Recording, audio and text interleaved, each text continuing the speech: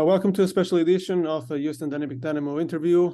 We have here with us Talen Maples, Houston Dynamo 2, defender, backbone of the team, captain, whatever you want to call it, connoisseur of the game itself, and superstar. If I'd really recommend you guys going to the games. It's a really great atmosphere, and you really can tell sometimes. You can scout the talent that is going to come up next in the MLS. So anyways, thank you for joining us. As I was referring to a little bit ago, tell me a little bit how you got started in soccer, because I think that your parents are quite involved in your career still, and they like to show up as often as possible to games. But tell me a little bit more about it, how we started. Yeah, my parents are very involved. They're great supporters. They're huge fans of mine, and they're a big reason why I'm even able to do it. Just helping me out when I was younger, driving me to trainings, being there, supporting me, like everything involved. But I have an older sister that played soccer when I was younger, and so she's 6 years older. So then when I came out and I was able to walk, she was like kicking a ball to me and doing all these things. So I played a bunch of other sports, man. I played like football, basketball, ran track, but once I like had to make a decision, it was always going to be soccer, and I made that decision pretty early on to stay with soccer, and then it just kind of blew up from there. And my dad was in the military for 26 years, and so it honestly helped me out because wherever we moved, it put me in difficult situations and allowed me to be able to adapt and to be able to play. And we were able to move over to Italy for 2.5 years, and so that was a good part of my developmental years was over there, and we want to play with good level and in a country that loves its soccer. So it was nice. Tell me like the differences that you saw, when you came back to America. Tell me the differences that you saw in terms of development, in organization as well, because I think it's a big thing. It's the organization and how big it is between there and here. Tell me how big it is, and I think it much influences the growth of a player and a young kid.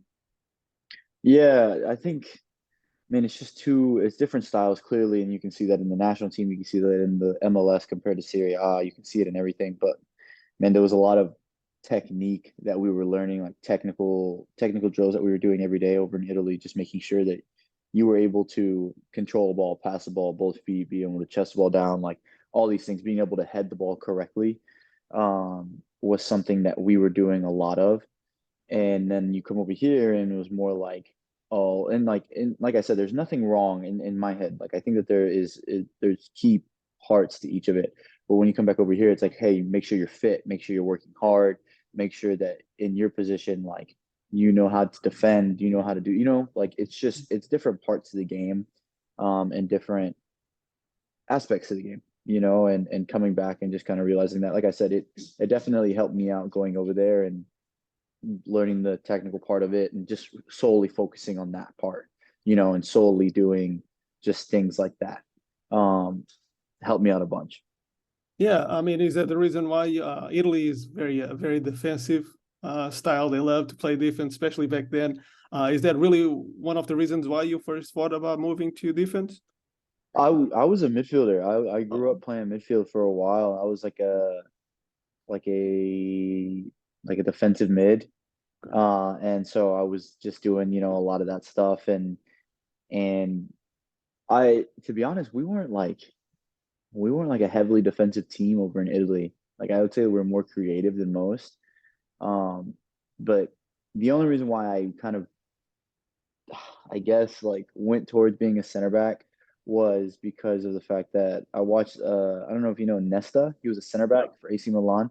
He was like one of my favorite players, and my favorite team when I was over there was AC Milan, and we went and watched him play, and this guy was a monster. And I was just like sitting there looking at him. I was like, man, this guy, like the way he defends, the way he passes the ball, the way he just made everything look easy. But like he was never, and like I take pride in like, so I don't ever want to be this type of player, but he was never like too good to defend. Does that make sense? Like he was never like, oh, I defend pretty. I don't need to be sliding in or doing something like that. He was always just willing to do the hard work, and that's pretty much why I was like, all right, I'm fine with being a center back because one of the best players I ever watched was a center back. So Yeah, and I mean, I guess growing up playing as more in the midfield, it allows you to have a little bit more technique. One of the things that I especially realize in this country is how oftentimes, especially at the younger stages, the less talented players get pushed to the back. And then you can see in the game, and even as it translates a little bit, not as much to the pro level. I mean, maybe if you were talking a few years back, but you see a lot of teams were struggling building from the back. You know, you just basically have the goalie, just kick it out there, you know, and then you see the defenders struggling and being even afraid of having the ball because their roots, their creative roots weren't really ever taught to them, especially if they were shoved as the less talented players to be on the back.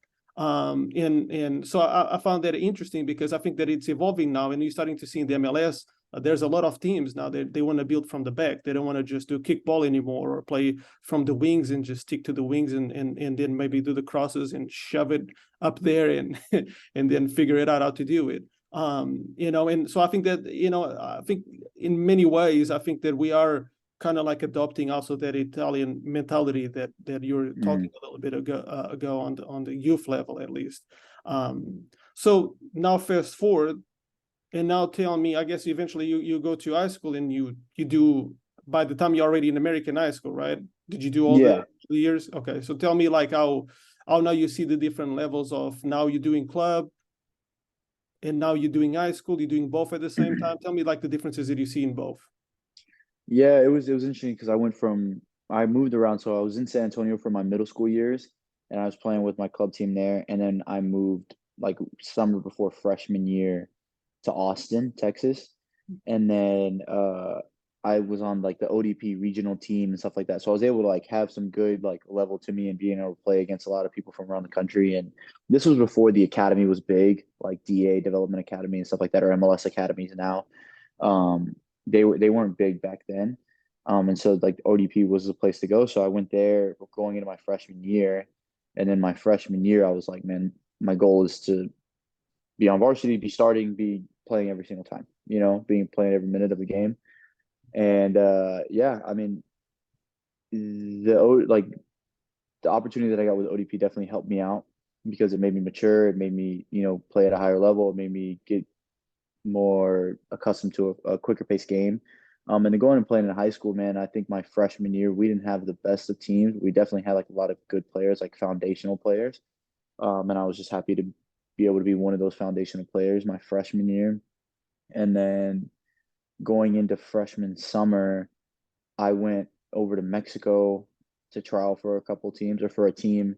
And then I came back sophomore year and we had a really good team my sophomore year in high school. And I played that. That year we did well. We went into playoffs. We had a good team. And then I stopped playing after that because I just personally, I had to make a decision between like, man, do I really think that this is going to develop me in the way that I need to be developed, or am I just doing this to play and to be seen as this guy right here in this area? Does that make sense? Like, and I had to make that decision. It was a hard decision. I ended up making the decision to not play my junior and senior year, and to be able to travel my junior and senior year. So I graduated high school a half a semester early, but all throughout my junior and senior year, I went over to Germany, I went over to Italy. And then I went back to Mexico. So I was just trialing for teams because I wanted to play. I wanted to play. I don't want to go to college. I want to play professional. I want to play professional. And so I think it was the best choice for me. It was a hard choice, but it was because, man, I was out every single day just working on what I needed to work on, not feeling like when a trial come up, not feeling like I was like had to stay for a team. You know what I mean? And I think that was selfish in that moment for sure. But I think I needed to be selfish then, if that makes sense. I needed to see what I could do. I needed to see if I could make it, you know, and then after coming out of high school, I could tell myself like, yeah, you did everything you could to make it pro. Does that make sense? No, absolutely. I mean, you know, just to give a little bit of backtrack to also, I mean, your high school was a 5A school. And for those who don't have no clue what that means, that means that it's not as big as a 6A. 6A is when you have a lot of students enroll in the school. So then you got 5A, which is the last year. It doesn't necessarily mean quality, but of course, if you have a lot of people, the more people, the more odds of you having more talented players. And then you have 4A, which is the lowest division in high school Texas soccer, at least. But you know, was there the first year that kind of gave you the groove of like, I see that I'm more talented than anybody else. This is my freshman year, right? and I'm shoved over here and I need to be the leader, which obviously I think it's a journey that you have embarked in now, even with the Dynamo 2 and your leader, captain, and all that. It's there kind of like where like you kind of felt that I need to be outspoken, I need to lead by example, and because a lot of players are the best players on a team, but they don't necessarily are good leaders, if Mm. that makes sense. Is that Yeah. kind of like things clicked in your head? Like I have to do this to make everyone Yeah. else run better. Yeah, I was always a captain on my club team, so that was like definitely helpful. But when I went to high school, I had a very good captain my freshman year, or sorry, a very good captain my sophomore year. But my freshman year, we had like a captain who wasn't the captain, if that makes sense, like a guy without the armband, but everybody knew he was the leader.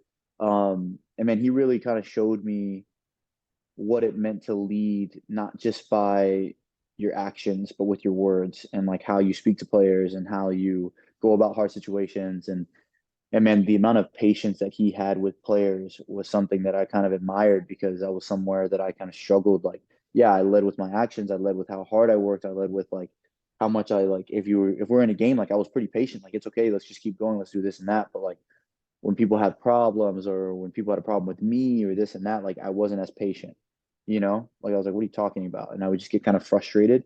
But man, I would see the way his name was Christian Vieira. He was a very good guy and he was a very good player and even better person.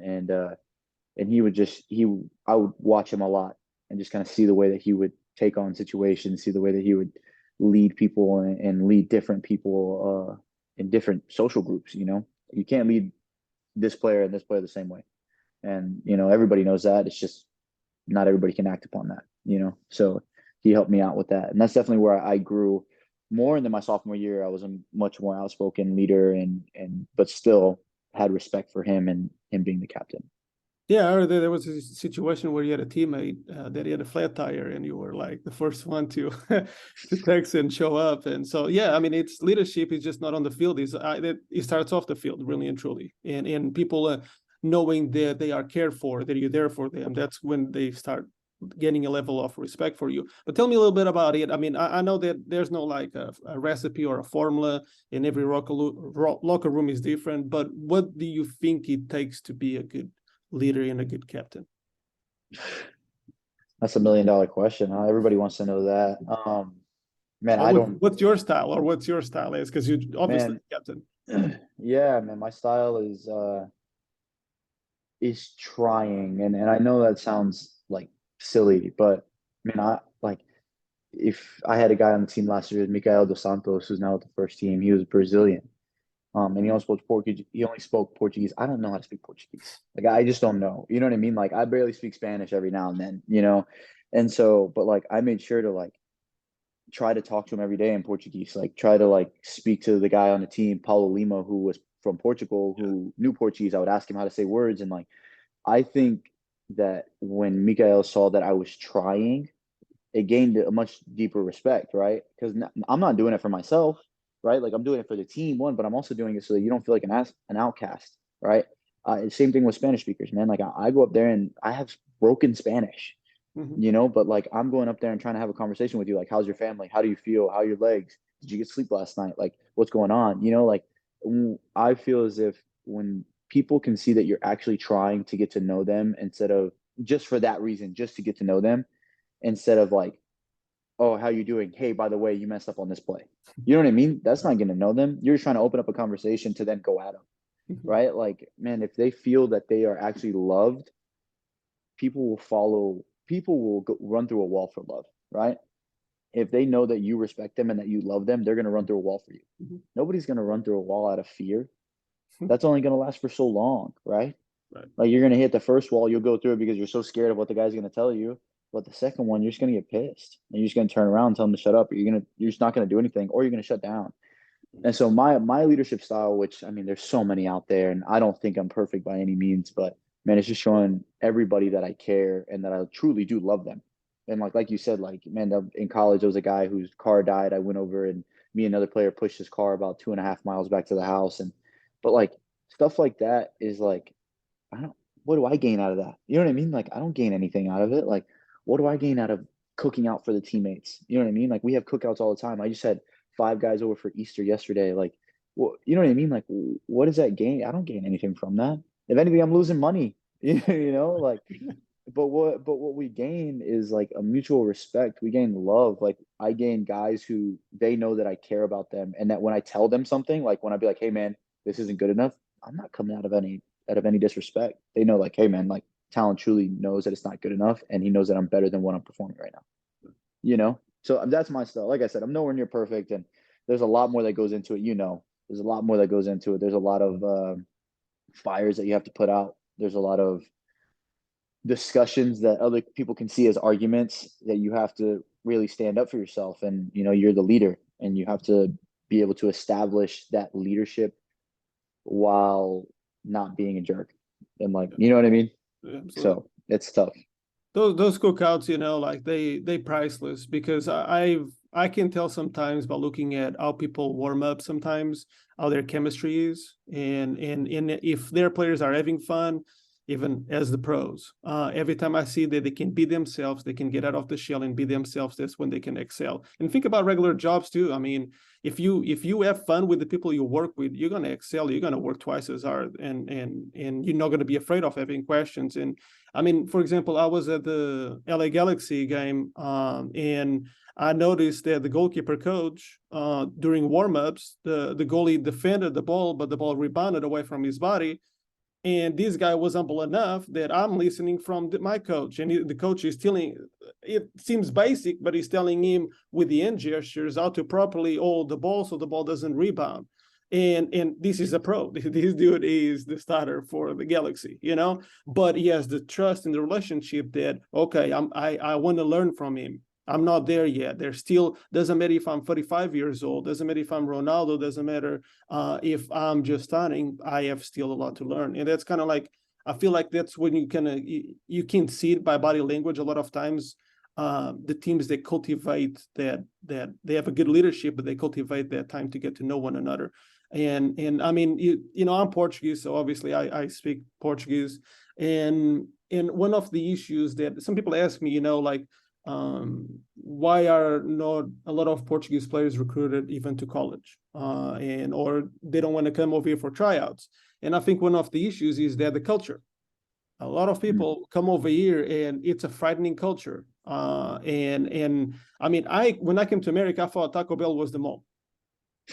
Never had a taco, and then people are like, "Yeah, let's go to Taco Bell." It's like, "Yeah, let's go to the mall," and it's something simple, that it sounds ludicrous for most, but for the individual, if you just laugh and you make fun of him, eventually the individual is going to come in a shell, and he's not going to perform, and he's every day is going to be like, "I don't even like soccer anymore because I don't like the people that I'm working with." And I see a Hmm. lot of players, they just quit on the team. So I think they kind of like plays. And I know that a lot of people do barbecues, and the other day when the Dynamo had a barbecue, I highlighted that because it was like that. This is what it takes to build team chemistry. And I Mm. mean, think about like the Dynamo too. I mean, every year, I mean, you have so many different players. I mean, so think about, how tough is it to be now on the second year on a team where like a lot of the roster, you just never know what, because, it's a development league, right? So tell me, like, Yeah. you come to first day of practice and you're looking around now, it's your second year, and you're like, man, I don't know most people in here. Yeah, I mean, it's definitely tough, and I think this year was a little bit harder because I did preseason with the first team for the whole time. Um, and and it's hard. I think it was more difficult last year. And for a reason that would make sense is because, man, we laid the foundation last year, right? So laying the foundation is the hardest part about a team. Laying down your traditions, laying down your characters, laying down your morals, your values, all of that, right? That was laid last year. And so when new guys were able to come in this year, it was so much of an easier transition for them to see, like, oh, okay, this is how we do things. Oh, okay, this is how we treat people here. Okay, this is how we do stuff in the gym. This is how we do stuff on the field. This is how we talk to our coach. You know what I mean? Like, this is how we respect so and so. And since all that was laid out last year, that was so much easier for it this year. But man, I think it's definitely been easier because I mean, I was training with the first team a lot in preseason, and then every now and then I'll go up there and train with them. So that makes that transition easier for when they come down. because all of them know me, and we all crack jokes, and everybody knows the same thing, that I care for them, that I love them, and everything else. So it's easy for them to come down and transition into a game because they know a guy who's there, who's the captain, and knows that he cares for all of them. Mhm. Absolutely, it makes sense. I'm going to backtrack a little bit again. You said a little bit ago that your goal wasn't really to play in college, Hmm. uh, but yeah, that's what you got. So tell me a Yeah, little bit about it. yeah. I was, man, if you asked me when I was 16, 17, I would have said I'd never want to go to college. That college is useless. That I just want to be a pro. That I don't want to have to waste my time in college. That college players never make it, and I would have given you every reason why college was terrible. And I tried to do everything in my power to not go to college. Like I said, went to so many trials, and man, I'm gonna be really honest, like for some reason just never worked out. Like there was never a team that came back and was like, no, you're just not good enough. You know, like there was never a team that came back and was just like, don't see you fitting in the team. It was either like you're not, like when I went to Mexico, it was because I wasn't 18, I couldn't get my dual citizenship, so I couldn't sign there. When I went over to Germany, I couldn't get my work permit in time for the transfer window to close, or for the transfer window before it closed. And then when I went back over to Roma, their season was about to end because they called me over late because we didn't even know that was happening. It was just a random scout. It was just so much stuff, right? And I was just like, dude, like, what do you mean? Like, I got to be there. I got to be there. And I committed to SMU, honestly, not even knowing where SMU was until I went on my visit. I didn't even know it was a school, because, like I said, I didn't care about college. And then I ended up going there. Like it was like, oh well, I guess I got to go to SMU. I report in a week. And so, but I am super grateful that I went, and I'm super. Um, nowadays, if anybody asks me about college, I'm one of like the best advocates for it. Like I always say, man, like college developed me in being a player, yes, but in being a man. And I think that for guys who don't go to college that you see play here, you definitely see the difference, in the social aspect, in just outside of soccer aspect. And ultimately that's the biggest part, right? Like we're all gonna stop playing, like everybody's gonna be done here soon. And I'm not even talking about like getting a job and stuff like that. I'm just saying like, man, like what how you can hold a conversation at a table to me matters much more than how much you can ping a ball. Because that's the human side of it. Like we're not we're not soccer players. Like we are people who play soccer. Does that make sense? Absolutely. And it definitely helped me develop in my faith for the most part. Like I thought I was fine going in, like, oh, I have a very strong faith and this and that. And whenever I went to college, man, that changed completely. And so that helped me develop in that way. And I take that into every team that I've been at now. So I'm super grateful for my college experience, even though I was the worst. I didn't even want to go there. So No, I mean it's sometimes everything happens for a reason, but yeah, it's the sense of self. A lot of kids when they become good at soccer, it becomes their world. Even their parents, especially over here, it's like the money maker. Like it's we can and a lot of times I see it. It's the failed dreams that the parents have that they see it in their kids, and so it becomes a lot of pressure where the kid grows up without even understanding who he is and who he is. He's just soccer and that's it. And what if the dream it doesn't happen, right? And I see it all the time, especially coaching with the seniors at high school. They cry, but a lot of crying is not because they lost the last game of the season in the playoffs and they won't play it anymore. It's they cry because they see that they think they don't got no future after. And and it's scary. So yeah. tell me a little bit of like, you know uh, for anyone that is listening that is in high school and is not really, that was in your shoes, not really considering these college, even though he has some college offers. Tell me like some of those stigmas that one can think of that are not necessarily true, even from the competitive side, because you did ended up getting drafted. Yeah, man. I think if there's something that I would say in like to combat every stigma out there is, man, like my path isn't your path, right? And your path isn't my path, but that's okay. Like just because you made it in a certain way doesn't mean that I have to make it in that certain way. Just because you were a homegrown at 16 and have been playing doesn't mean that I can't make it when I'm 21. You know what I mean? Like just because you've had a career switching from club to club doesn't mean that I can't have a career at the same club. You know what I mean? Like, and I think that a lot of kids, especially I'm speaking to myself, man, I used to think like, man, I have to make it. Like I was seeing guys get signed homegrown at FC Dallas, and I was like, man, I got to do that. I got to do that. I got to find an MLS academy that I can go to that trusts me, or I got to go overseas. And seeing at the time there was the residency for the U17 national team.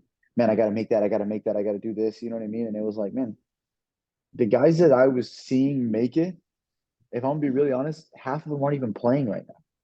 You know what I mean? And I'm not trying to be negative. I'm not trying to say like, oh, my path is better. No, I'm not trying to say that. What I'm saying is like what I saw and what I thought was the best path.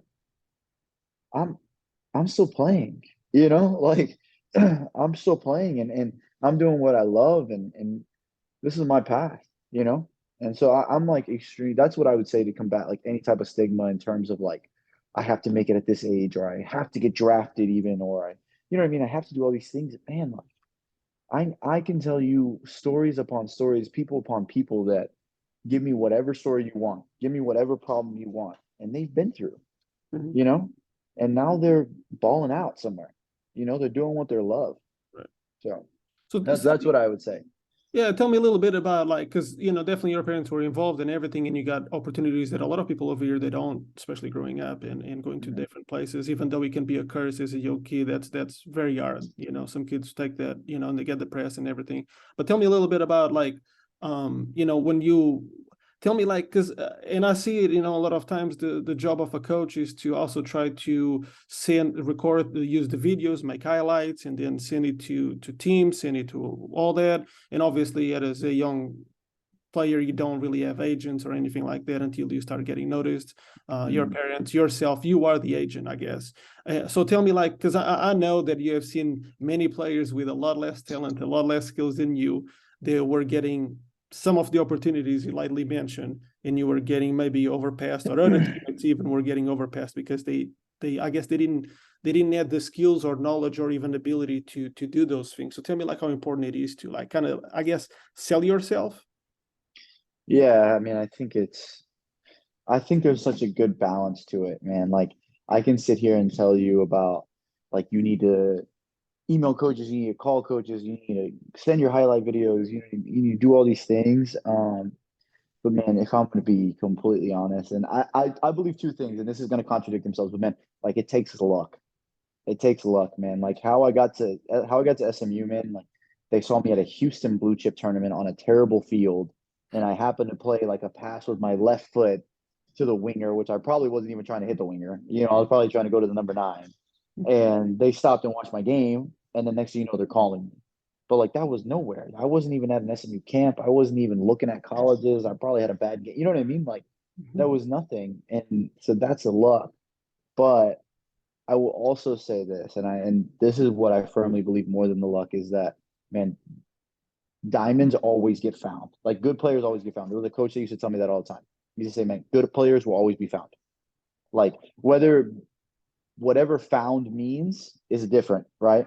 Like Mhm. some people found is in the MLS. They get found for the MLS. Sometimes being found is being found for League One, USL League One, you know? Um, but I do think, man, like you have to put yourself in the best place to be able to make it. If that's what you want to do, like you have to ask yourself, like, man, is this really what I want to do? Like you were saying before, it's not for anybody else, right? Like not for my family, not for my friends, not for the clout, not for popularity, not for anything, right? Is this really what I want to do? Because there's going to be moments, man, I've had moments where I've had to sit here and be like, dude, this sucks. Like this is, you know what I mean? Like I'm not getting the calls I want to right now. I've been grinding for so long, but like, why do I keep going? Because I want to do it. This is what I want to do, you know? And I think that when you figure that out, then you'll be able to put yourself in a position where it's like, man, I've done everything I can to this point to best prepare me, Mhm. right? Like that's where I try to get before every single game. I try to think like, did I do everything to prepare myself the best for this opportunity, right? Am I fit? Am I technical? Did I work on every single pass? Did I watch video? Did I watch the other team? Am I listening to my coach? Did I eat well? Did I sleep well? Like when you take care of every single aspect and every single factor that leads into an opportunity, not even just a game, but a practice, because like man, you can get found anywhere, anywhere, you know? When you take those things so seriously that every day it's like, man, I prepare myself the best for this moment. Okay, this moment. Okay, I think that that's how you sell yourself. Mhm. Yeah, of course, do what you can too. Like email coaches, call coaches, make a highlight video if that's what you need to do. Like, man, I made my own highlight video in high school because I wanted to be able to send them to coaches overseas. I wanted, like whatever. If they saw one pass in there that was good, maybe I get a shot, Mhm. but like I made my own and that was like so many hours on the computer. It was nowhere near a good video, but it was so many hours on the computer just doing that. And man, that's how you sell yourself in my head. You don't sell yourself by being a jerk to others. You don't sell yourself by putting others down. You don't sell yourself by like sometimes forcing yourself in front of an opportunity, man. Like your path is your path.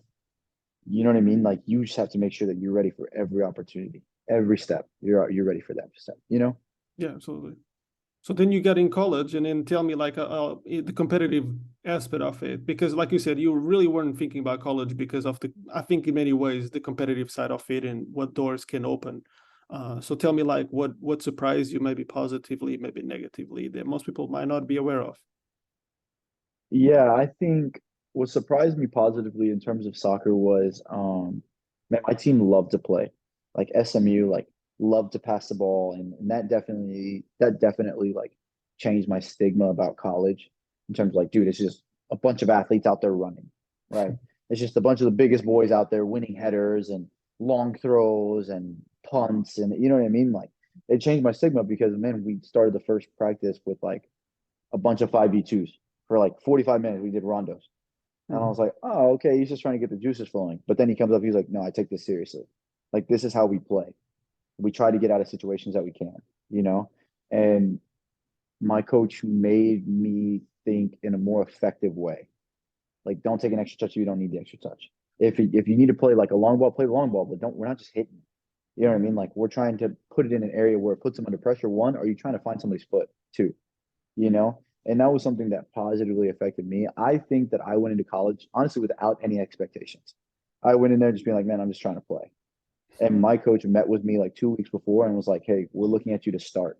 And I didn't even think about how big of a deal. I was like, okay, like I mean, I don't like I haven't not started everywhere that I've been. Like I don't, I wasn't going in there be like, yeah, of course I'm gonna be a starter, but I was like, I didn't think anything else. Like that was just the honesty about it. And so when I was able to go in there and start every game and play, it well, I was super grateful for it. But once again, it just taught me like I'm playing against men, but I'm also playing against people who have completely different styles, you know.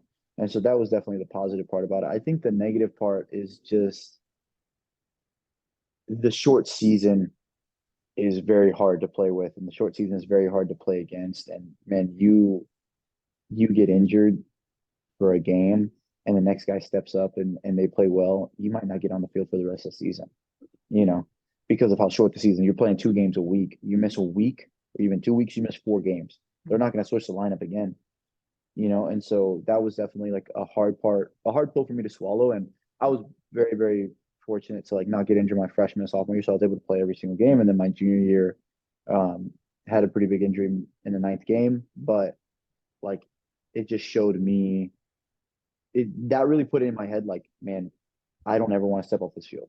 Like I don't ever want to step off a field because somebody else could step up and I couldn't see the field again. And that's how I go about every day to day. Like even here at training, like everybody cracks jokes and sometimes they come up to me like, man, like what's it going to take for Talon to not play? What is it going to take for the coach to not put Talon on the field? And I was like, somebody being better than me. Mhm. Like in my head, there is a kid that's better than me, 17, 18 years old that is looking to take my spot. In my head, they're looking to get another player from South America, from Europe that's looking to come over here and make an impact that's going to take my spot. You know what I mean? Like I never want to be comfortable. Mhm. And so that's what the negative piece and it turned into a positive piece. So So in between every year in college, were you still trying to move? Because like you said, I mean the off season is a long off season, mhm. and so you were still trying to look for other opportunities overseas, or how got me through that? Yeah, yeah, it was tough. I would say my freshman year, it was crazy. I was here in Houston, playing for their summer team. Mhm. And man, I played maybe 3 weeks with them, and then they sent me down to RGV Toros. Mhm. And I went on trial there for a couple weeks. And so I was like still trying to pursue like, man, should I sign here for the Toros and just leave college, or should I stay in college? Like all these things. And then the next year I got a call from more MLS teams going into my sophomore year, or sorry, going into my junior year. I got a call from a lot of other MLS teams just saying like, hey, like come play with us, like come not come play with us, but like come play with our summer team, but train with us, like train with our first team. We just want to see what's going on. And um, funny enough, Kenny, my coach now, was the coach of the summer team, and he called me again, and he was like, "Dude, just come here, like just trust us." And I came here, and that whole summer, I just played games with the summer team and trained with the first team, and so it was Yeah, definitely like a good development for me going into my junior year. yeah, makes sense, makes sense. And then eventually you got drafted 72 overall, Toronto FC. So tell me a little bit about what goes in your mind at that moment. Um, I was very grateful. I was humbled at that time because, man, so many mock drafts had me going way higher. We had like three mock drafts going, like having me go before the 18th pick. The highest that we had gotten was number 11. And I was like, dude, we are fine. Like, we're going to be fine. I'm going to get picked up in the first round. We're going to be chilling. Like, I've done well in college. Um, but we didn't take into account that I hadn't played a college game since I tore my ACL. And so teams were looking like, man, we saw him in the combine. He looks fit. He looks fine. But like, we don't know this and that, because my junior year, I tore my ACL, so I didn't play that whole season. And my senior year got canceled due to COVID, and I didn't stay for another semester because, like, dude, I'm trying to go pro. Um, and so it went from I was very frustrated when I got drafted at the beginning. At the beginning, like right away, I was like, man, like, well, finally, but why did it take so long? Um, but then I became super grateful because not everybody gets drafted. I was able to celebrate with my family. I was able to celebrate with my friends. Um, and so I was very, very grateful for it after the frustration kind of settled out. But man, it was good, and it was exciting, and it was a new challenge, and never been to Canada before, so what an experience to go play in one of the top clubs in Canada, and it was well needed for sure. Yeah, so then eventually you go to the Toronto FC too, and then in that season I think you made 19 games and you score a goal down there. And then I mean fast forward you got COVID season, and so tell me a little bit about like being overseas and I mean I guess you already were accustomed to go from country to country, so it wasn't that big of a challenge as maybe some other people would have maybe, oh, this is my first time, I'm by myself without my family up here, so tell me like tell me how much at that time you thought that you could shine with Toronto, and then how much that ended up not happening in many ways. Yeah, man, I think like I said, it was another humbling experience, and I, man, I hadn't trained at a very, very high level coming off of my ACL like I had before, right? Like other times, man, I was in first team environments every summer. I was in overseas big clubs, you know what I mean, every other summer, every other winter, whatever it was. I was training at high levels every 4 months, so I was always just getting that experience. But since there my ACL and being recovered, I hadn't been in a professional environment, like a high level professional environment. I was just training in college, and even then, like everybody in college there like knew me, so they just like I wasn't getting like I didn't have that much pressure on me. Does that make sense? Like I can make a bad pass, but it's talent. Talent's gonna be fine. You know what I mean? And like in a way that was harmful, because man, I go to Toronto and with the likes of Omar Gonzalez, Josie Altador, Michael Bradley, Alejandro Pozuelo, Auro Jr., Richie Larea, like all these big time players that have played in a bunch of places. Um, Man, I go over there and it is just flying, you know. It's flying by. There's a new coach, so everybody's trying to show out. Everybody's a little bit on edge because they didn't have the season that they wanted last year. All these things, and here I come from tearing my ACL to like being in this environment. It was a shock, but what I was very, very happy about was, man, we were in Canada for maybe a month or so at the beginning of preseason during COVID, and man, I was struggling. I was struggling on confidence. I was struggling in every aspect because man, I wasn't playing well and I knew I could play better. It wasn't like I was sitting there being like, man, I'm just not good enough. It was just like, man, I'm just not prepared for it right now. You Mhm. know, like I just know that I wasn't prepared. But I was very happy because we went down to Florida because we were like trying to get away from the COVID restrictions and this and that. And I balled out and I started playing really, really well. And I started fitting the system. I started getting my confidence back. I was defending well. I was passing the ball well.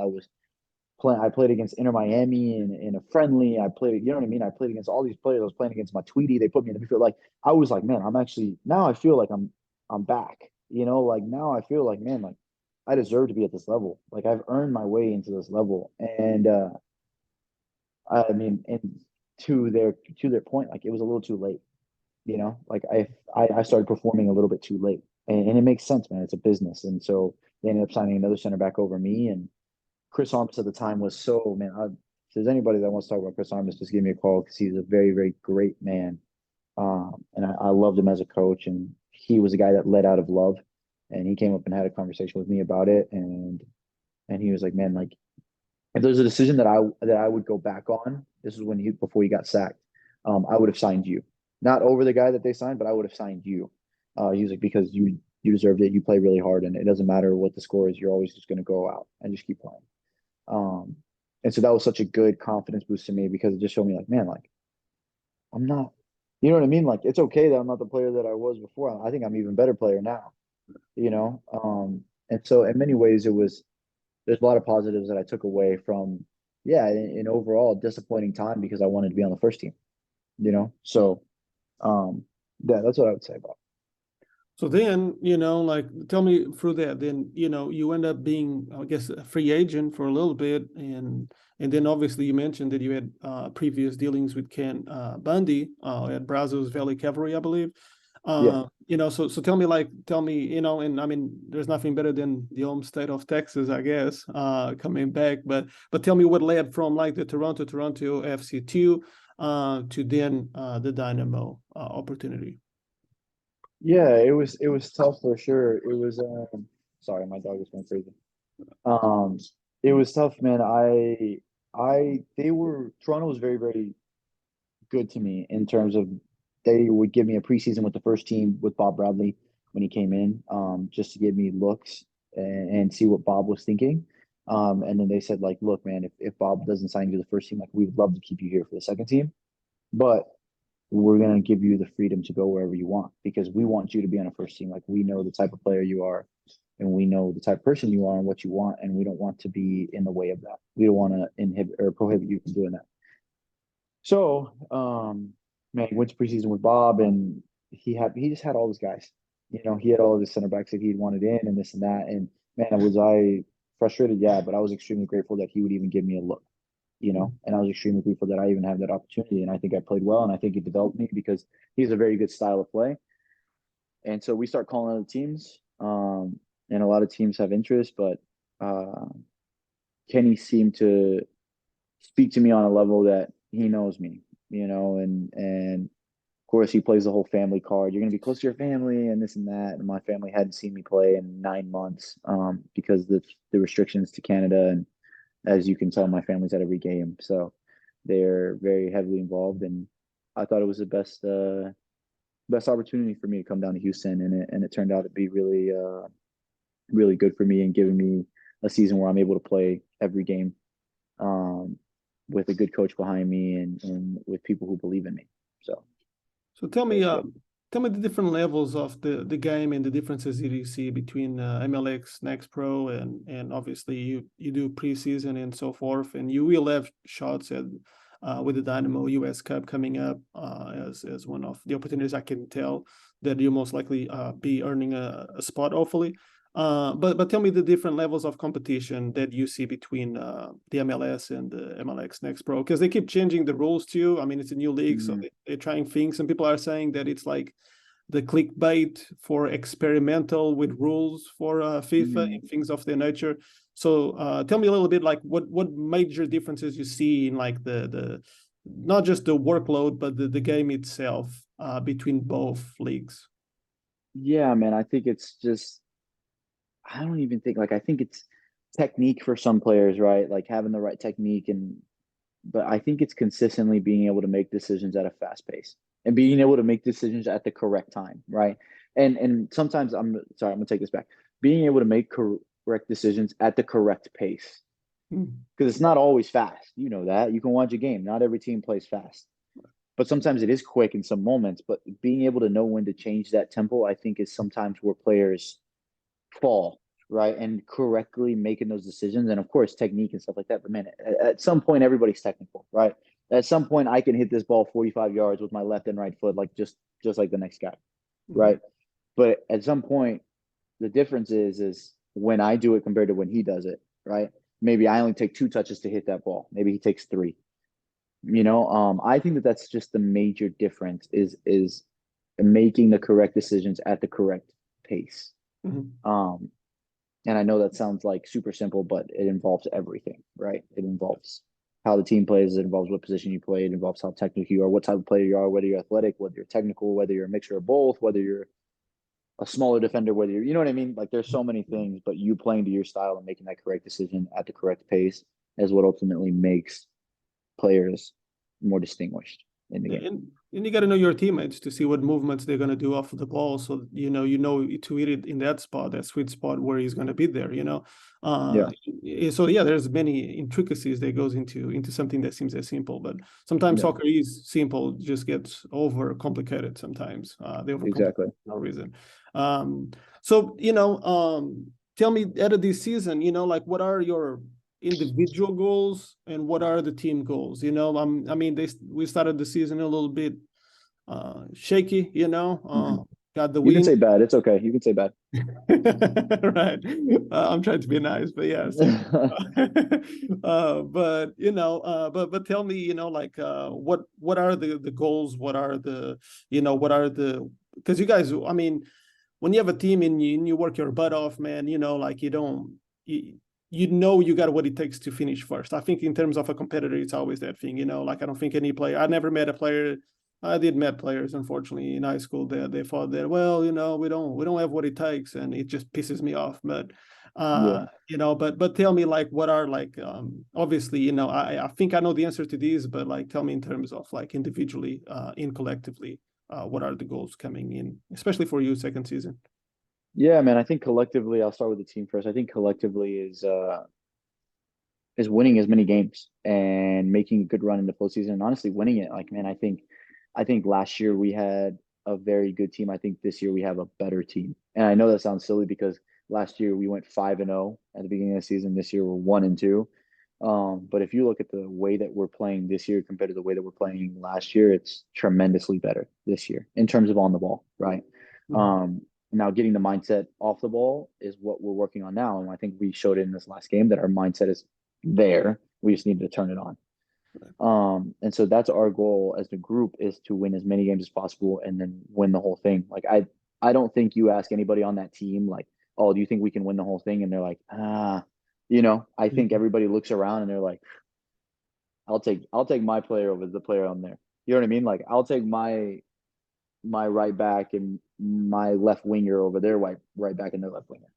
You know what I mean? Like I'm not looking at any team and be like, player for player, they're going to beat us. I don't see that. And that's maybe I'm just biased, maybe, but I think that that's our goal collectively. And I think a lot of people believe that. And that's ultimately what determines success is belief. Um, Individually, man, I think overall, my goal is to make sure that I get a first team deal. That's overall, right? Like that's what anybody's goal should be that's on a second team.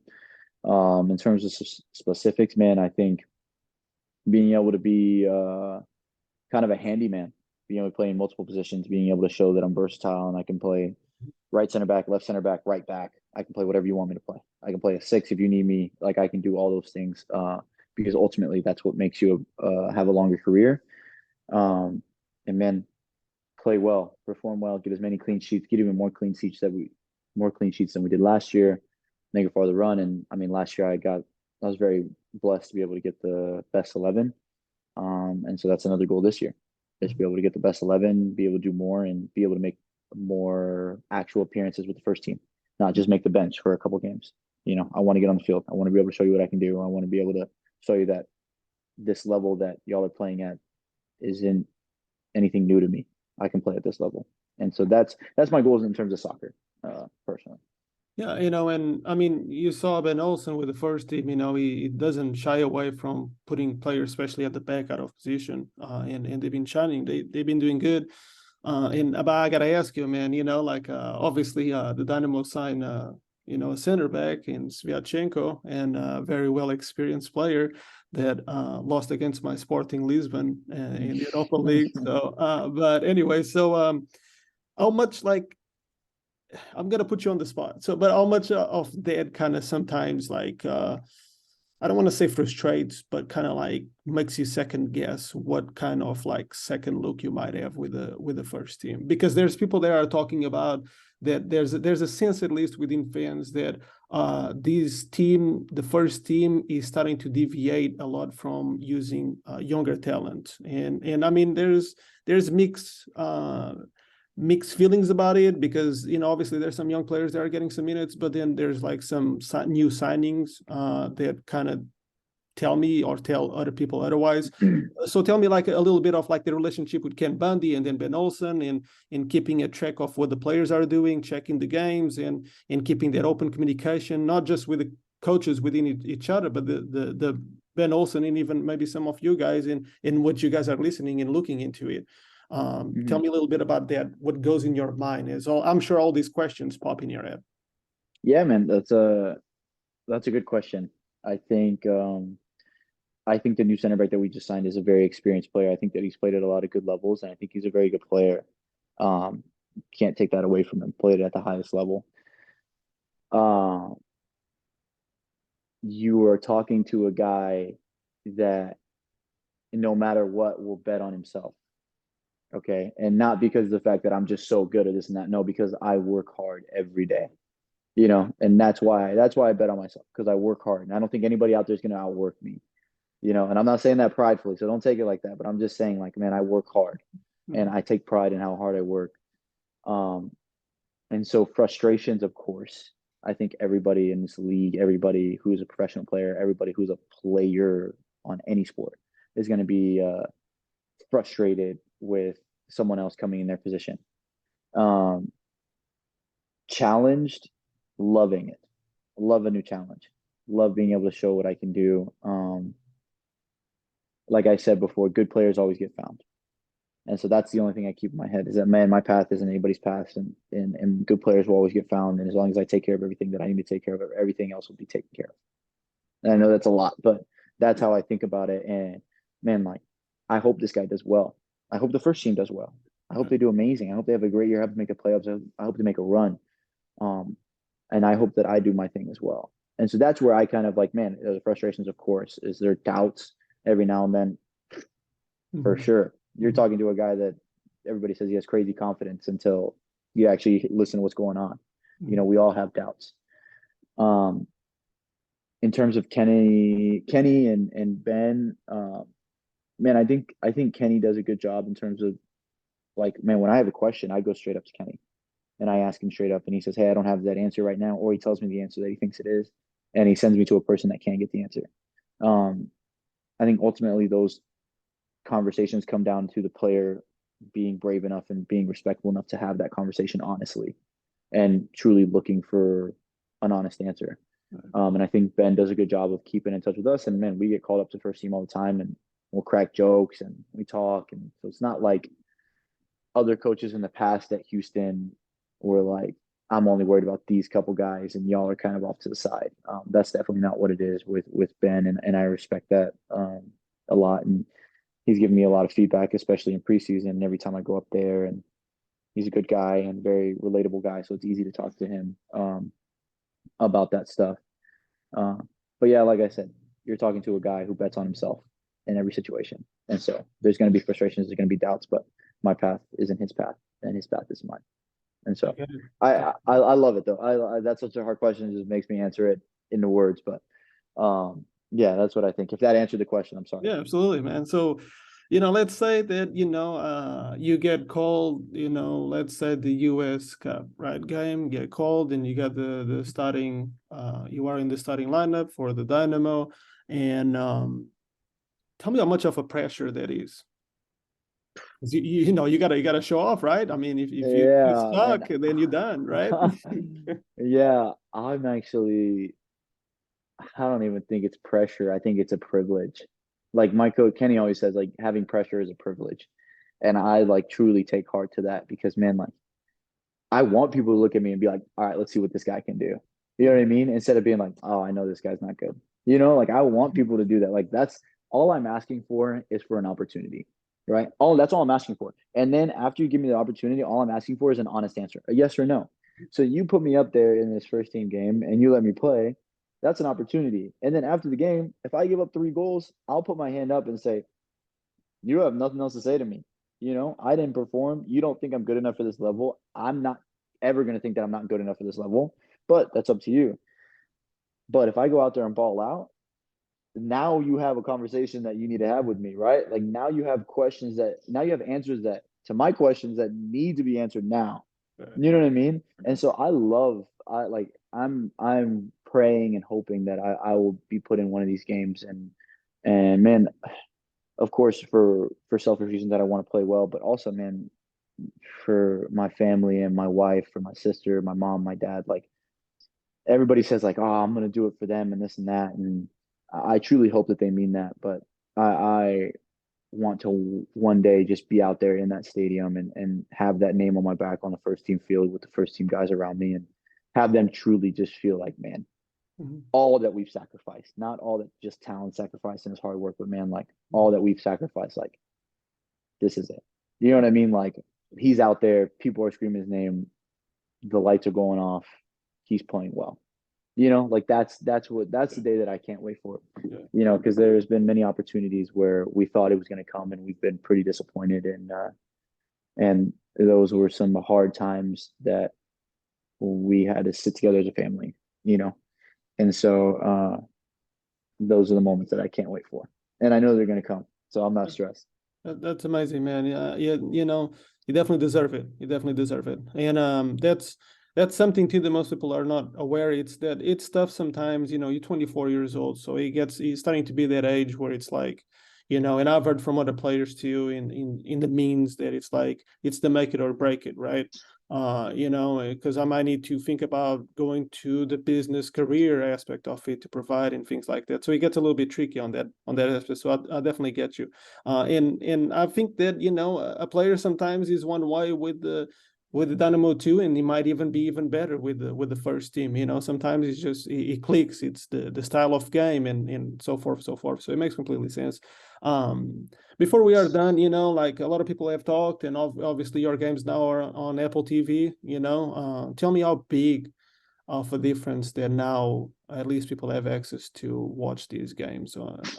You know, tell me how much of a difference that might make. You think that added into this league, and you know, and Yeah. Yeah, I think it adds a lot. I think it adds especially for the development of a player in terms of getting yourself noticed by other people. I think it helps out a bunch because it's all on one platform. You can go back and watch. You don't have to worry about people not being able to watch your game. You don't have to worry about anything like that, right? And it's better camera, it's better camera angle, it's better quality. It's so much more than having to send, in my case, family members a link. Like this is where it's going to be at. You know what I mean? Like this is now on TV or I mean, when I was in League One, it was on ESPN Plus, so that was a bit easier, you know. But I just think that it's going to be beneficial. I think we're seeing a little bit of the benefits now, but I think by the end of the year we'll start to see players reap the benefits more. last question: where do you think soccer is headed in America? A lot of people are they focus. There's a lot of talk that the draft is useless. Obviously, you came from the draft, so you Hmm. know if I was to ask you that, of course you're going to be biased about it. They say that it's basically you just trading mag money and basically you're just trying to get rid of. Some teams are trying to get rid of the picks and just trade these allocation money to sign more players. And of course, there's a salary cap, and people are talking about relegation that should be Hmm. in existence. But then on the other side is if you relegate certain teams, they might make them bankrupt. Hmm. So where you think, and then of course and I think that you can see that with a lot of first teams that if these players don't come from overseas with proven numbers from overseas, then that means they're not necessarily good players. You know, if they come from now the American level, they're not better than if they come from overseas level. And there's like a clash, I think, of ideologies, and different coaches that have different ideologies between these two. But tell me how much like you predict that as these leagues continue to be more competitive and bring more talent, you know, where do you think this is going to be opportunity wise for players like you, and where do you think it's headed? I think it's headed to be very good. I think man, I think the strides that the MLS have taken have been good. I think that there's a lot more strides that need to be taken. But I mean, you just compare it simply to Liga MX, right? You asked me 3 or 4 years ago what league is better, I'd say Liga MX. They got better players, more competitive, this and that. But I mean, we've showed over the past 2 years who the real dominant teams are in North America, right? And I think they come out of the MLS. And you can see that in the CONCACAF Champions League. You can see that in whatever. You can see that in the amount of national team players that are coming out of the MLS.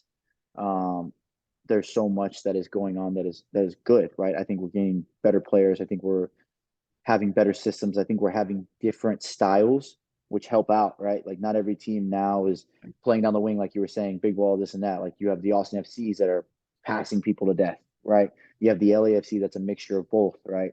Then you have Seattle, which is more a little bit of mixture, but a little bit more going forward, right? You have the Philadelphia Union. You have all these players, like, and all these teams that have certain styles that have helped the league develop and develop players, right? Because there's an actual style that they're doing, that they're being developed in, you know. And you take that style and you compare it to, man, I'm trying to think, a New York Red Bulls, right? Their style, high pressing, flying at people, doing this and that. And then you compare that to a Leeds United, right? Oh, well, they're high pressing, they're flying at it. It's a lot easier for a club to look at it and be like, different levels, right? I'm not saying they're the same level, but I'm saying the mindset and the style is similar. That if you have a kid that's balling out, like, okay, this guy's at a different level and he's got our same mindset and the same type of style. Let's bring him over. Let's see what he can do. And I think you're going to see a lot more of that in terms of younger players being sold overseas, playing and then being sold, playing and then being sold. I think that the strides that need to be made is definitely relegation. But I think in order to be able to do that, you have to allow each team to be sponsored by a different company. I think that would bring so much money into the MLS, into specific teams, that you're not worried about teams going bankrupt anymore, right? Because they're having their own sponsorships. They're having their own whatever. They can do whatever they want, right? Like, why is Audi the sponsor of all of MLS? That's great, right? That's great if you want to get an Audi. But what about a guy, you know what I mean? What about a team that gets Volkswagen?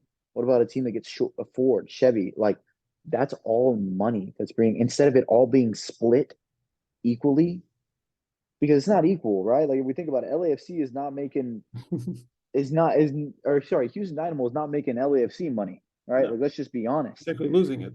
That's what I'm saying.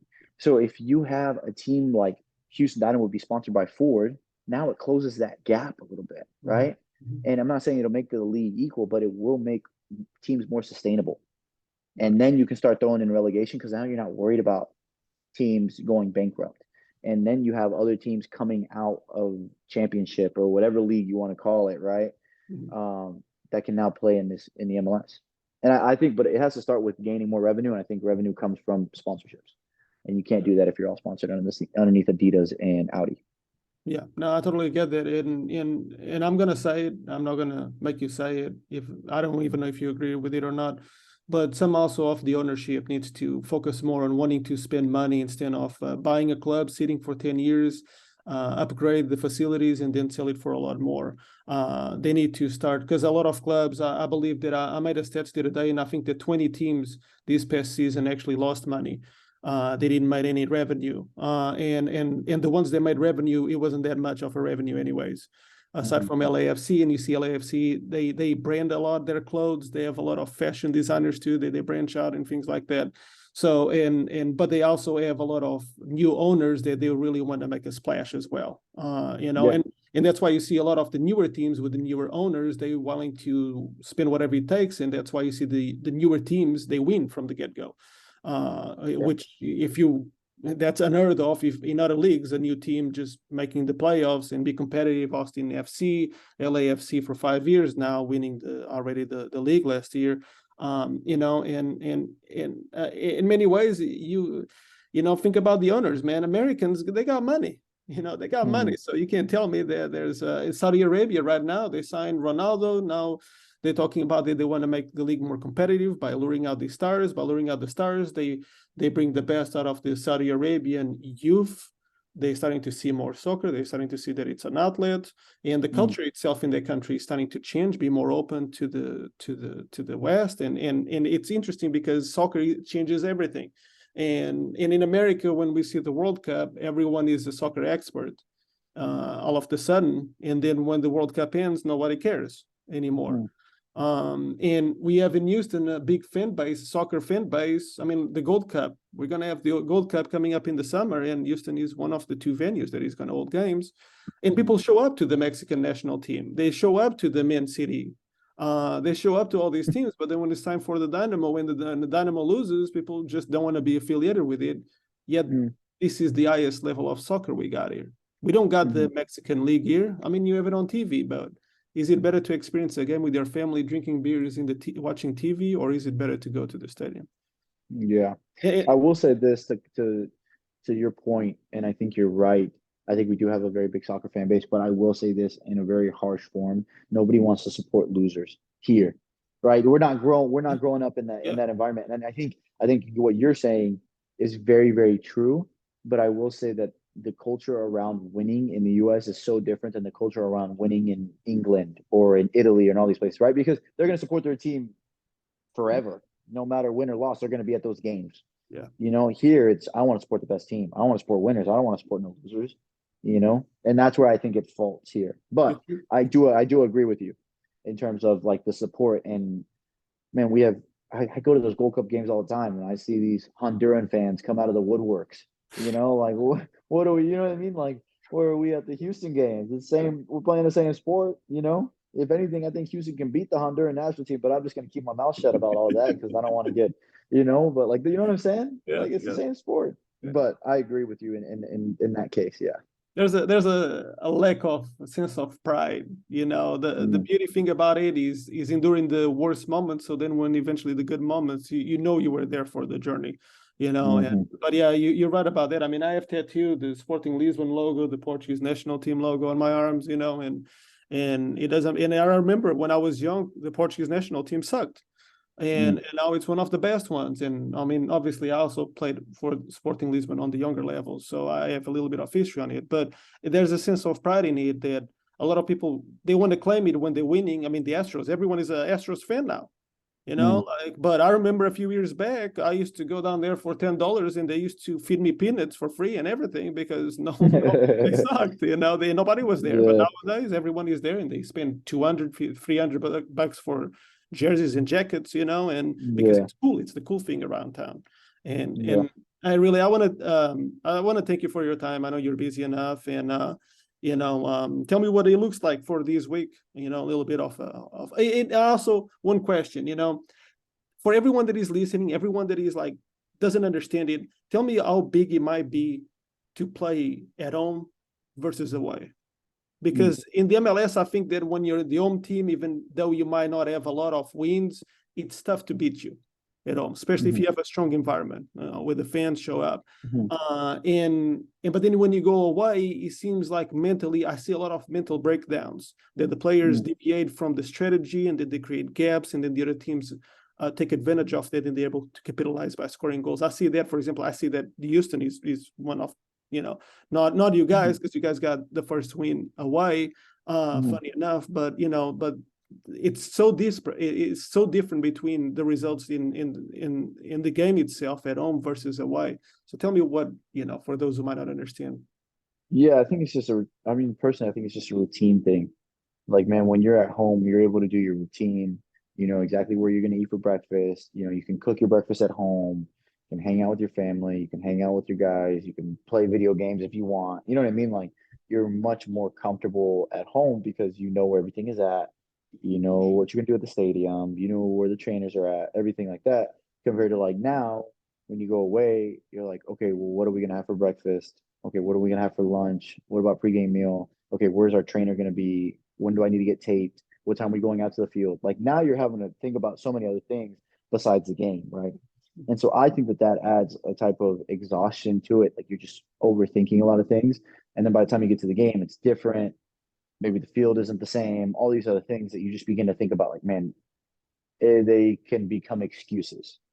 You know what I mean? And excuses are much louder and much easier to believe when things are going wrong, right? Excuses are hard to see when things are going right. You don't see the excuses. But when things start to go wrong, and maybe you allowed a shot that you wouldn't allow, maybe you missed a pass that you wouldn't miss, you begin to think like, that's because I didn't eat what I would normally eat, or the field is terrible, or you know what I mean, I didn't even get taped today, or all, you know what I mean? Like all these things just start flooding in your mind instead of just being like, oh, that's a missed pass that I don't miss. Let me do it again. You know what I mean? Like let me get the ball again. I think that that's mainly what it is, and of course, man, the environment. If you have a club that has a good environment, like when we went to Austin, our first game, there was 3,000 people there, and it was packed and super loud, and the drums, and I mean, me personally, like that just makes me want to play more. Like I don't feel like, but I know that it's hard to then communicate with the guy next to you because it's loud, and you're used to being able to speak at a certain level, and you can't speak now. Now they're not listening, and now we don't know what's going on, and now we're just doing random stuff, right? I think that that definitely plays into effect, and I think, man, the same way that you start hearing other people from the sidelines is the way that you become distracted. So Right. that's what I would think in terms of away versus home. Okay, interesting. I know that I keep saying last question, but for those who don't know, tell me like what might look like your daily routine as a professional soccer player.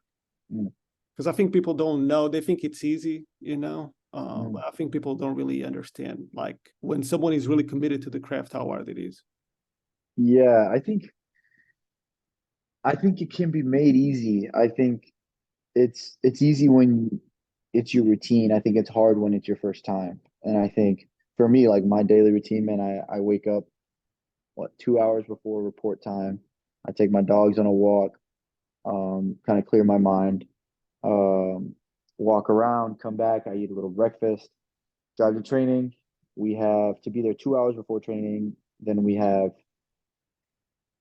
like treatment and stuff like that. You need treatment. Then you have to do like I do prehab, so I do band work. I lay on the so right. I do calf stuff. I do ankle mobility, all that. Then we do film. Then after film, we do training, and then after training, we most likely have gym. And then after gym, I'll try to do extra core work, um, because core is what keeps you protected. If you have a strong core, you're most likely not going to get injured. Um, Come home, eat, relax for a little bit. I think a lot of people are like, man, like you're done by 3 o'clock. You can just come home and like it's just such an easy time. And I do agree with that, right? Like I do agree. Like I'm not gonna sit here and complain, like, man, I'm home by 2:30 and all I have to do is just relax. But the amount of care that you have to take for your body, I think is also can be considered a job.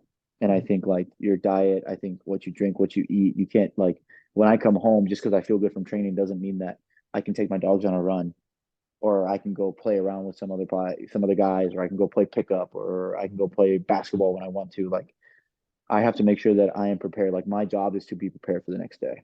You know what I mean? And that comes with me stretching before I go to bed every night. You know what I mean? That comes with me just drinking water all day. That comes, you know what I mean? Like it's just so much that you would think is like simple, but it's things in life that people aren't used to doing, right? Like my wife always jokes with me saying like she's not whenever I'm away, she's gonna order pizza with her friends because she doesn't want me to not eat pizza around her and her eat pizza, be alone eating pizza, and she hates going to ice cream shops with me because she only gets ice cream and I don't get ice cream. She wants to share that experience. And it's like those are small sacrifices that people are like, oh, that's simple, but do that for years, Yeah, right?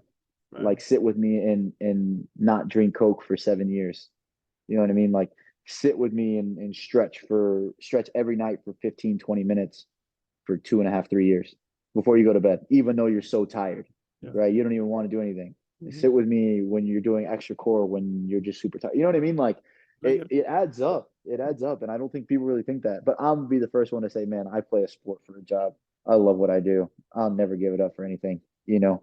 And I dread the day that I won't be doing this. So I'm gonna keep having fun with it while I can. Yeah, that's it's you have to love it, because if you don't, you're gonna give up. It's because it's the same routine. It's the same routine, and then those people around you also. I mean, my props to people that stuck around that, because, like you're saying, man, it can get daunting sometimes, you know. And I mean, Mhm. especially having a wife and all that, you know, especially getting ice cream. She's the only one getting ice cream. She might feel self-conscious, you know. I'm getting here fed with this guy. Look at this guy up in here, you know, stretching and stuff. So Yeah, I man. totally get it.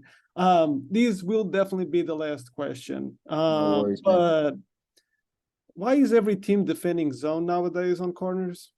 Mm, that's a very good question, man. I have mixed feelings about it. I think whenever you go man to man, I think you give everybody a responsibility, right? Like I Hmm? think like if my guy scores, that's on me. You can't say it's on anybody else. But what I will say is I put much of the responsibility now more on zonal guys than I do even on players who are marking. And now hear me out, because if you think about it, the players in the zone, at least for our zone, the roles of the people in the zone, the three-man zone, is to go and win the ball no matter what. There is no, oh, I thought he was going to get it, or I thought, no, no, no, I'm going for the ball. And if he takes me out going for the ball, then he does it, but at least he got the ball. So that is your responsibility. You know what I mean? Compared to whenever you're man to man, it's like, I have my man, the ball drops right there, but I have my man. You know what I mean? And I think that that ultimately just creates so much separation compared to like, man, I know when I'm in a zone that this area right here, this is my area. And if I don't win it, even if this guy is free in front of me and the blocker didn't do his job or the marker didn't do his job, it is my fault, because Mhm. our sole responsibility is to go and win the ball. And I personally like that a lot, because now I don't even have to worry about anything, right? I'm in the zone. All I have to worry about is just the ball. I'm not worried about the man. I'm not worried about the goalie. I'm not worried about anything else besides the ball. Unless I hear keep, then I let it go. But other than that, I'm going to win the ball. And so that's why I like the zones, because I think it puts even more responsibility and more pressure on those zonal guys, and less off of, man, I'm my winger is back there in the box, man, marking somebody. You think I'm so confident that he's going to keep that guy from scoring? No, that's not his job. You know what I mean? Like, he's just not like that. So it takes a little bit of the responsibility off them and puts it more on me, and that's what I want. My job is to defend, you Right. know?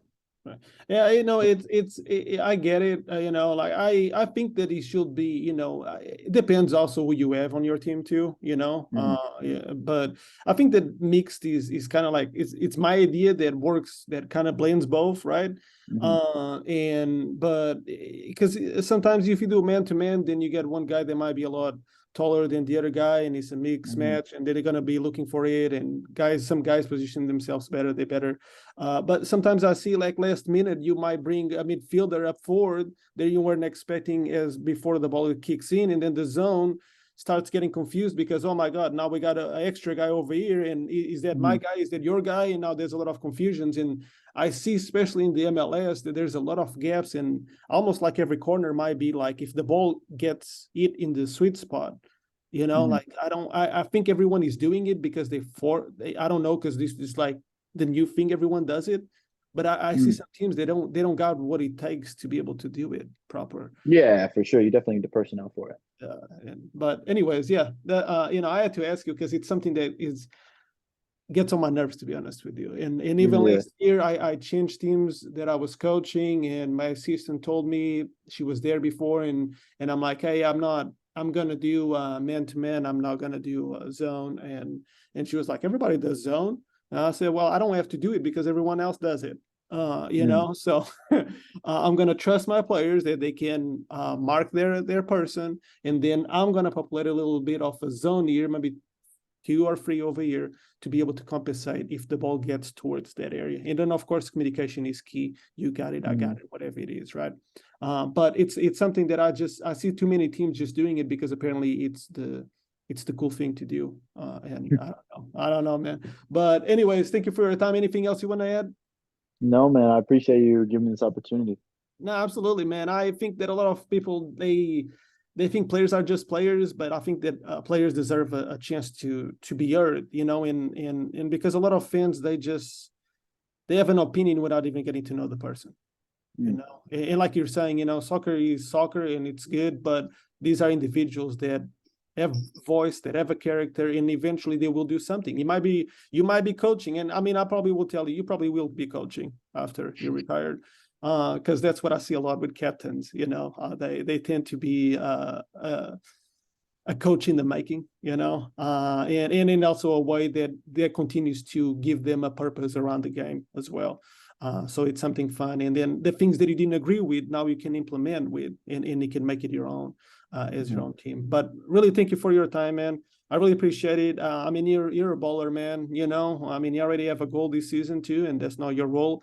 You know, your role is to stop them. But you know, and yeah, that Austin game was interesting, man. That thing was packed.